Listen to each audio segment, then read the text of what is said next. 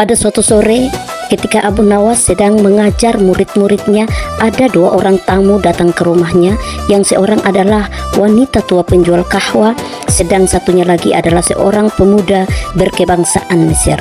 Wanita tua itu berkata beberapa patah kata, kemudian diteruskan dengan si pemuda Mesir. Setelah mendengar pengaduan mereka, Abu Nawas menyuruh murid-muridnya menutup kitab mereka. "Sekarang pulanglah kalian, ajak teman-teman kalian datang kepadaku pada malam hari ini sambil membawa cangkul, penggali, kapak, dan martil serta batu." Murid-murid Abu Nawas merasa heran, namun mereka begitu patuh kepada Abu Nawas, dan mereka merasa yakin gurunya selalu berada membuat kejutan dan berada di pihak yang benar. Pada malam harinya, mereka datang ke rumah Abu Nawas dengan membawa peralatan yang diminta oleh Abu Nawas. Berkata Abu Nawas, "Hai kalian semua, pergilah malam hari ini untuk merusak rumah Tuan Kadi yang baru jadi." "Hah? Merusak rumah Tuan Kadi?" guman semua muridnya keheranan.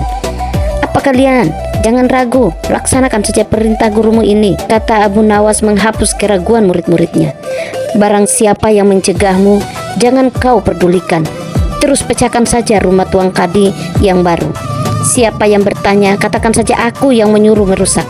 Barang siapa yang hendak melempar kalian, maka pukullah mereka dan lemparilah dengan batu." Habis berkata demikian, Abu Nawas bergerak ke arah Tuan Kadi.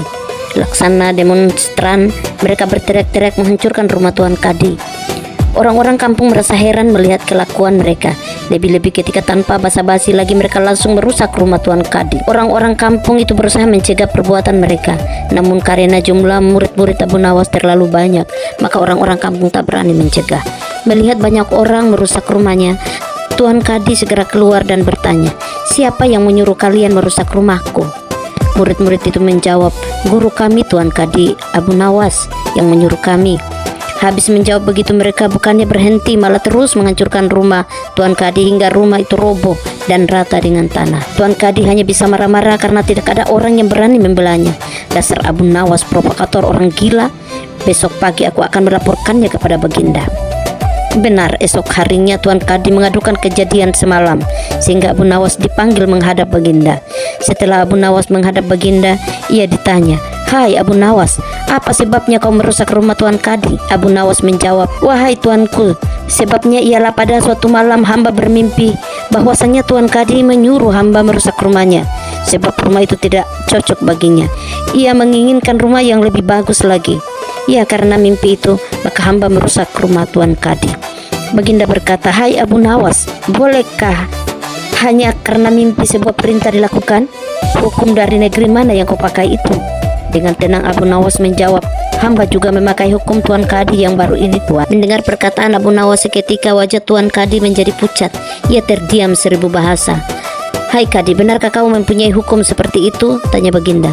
Tapi Tuan Kadi tidak menjawab. Wajahnya nampak pucat, tubuhnya gemetar karena ketakutan. "Abu Nawas, jangan membuatku pusing. Jelaskan kenapa ada peristiwa seperti ini," perintah Baginda.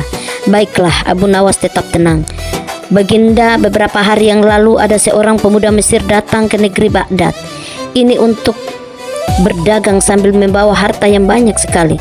Pada suatu malam yang bermimpi kawin dengan anak Tuan Kadi dengan mahar sekian banyak. Ini hanya mimpi Baginda." Tapi Tuan Kadi mendengar kabar itu langsung mendatangi si pemuda Mesir dan meminta mahar anaknya. Tentu saja pemuda Mesir itu tak mau membayar mahar hanya karena mimpi. Namun disinilah terlihat arogan Tuan Kadi. Ia ternyata merampas semua harta benda milik pemuda Mesir, sehingga pemuda itu menjadi seorang pengemis gelandangan dan akhirnya ditolong oleh wanita tua penjual kahwa. Baginda terkejut mendengar penuturan Abu Nawas, tapi masih belum percaya 100%, maka ia memerintah Abu Nawas agar memanggil si pemuda Mesir.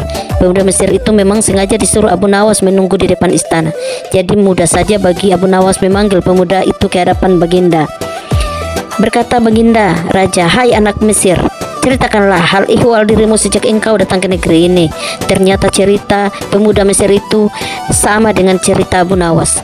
Bahkan pemuda itu juga membawa saksi, yaitu Pak Tua, pemilik tempat kos dia menginap. Kurang ajar, ternyata aku telah mengangkat seorang kadi yang bejat moralnya.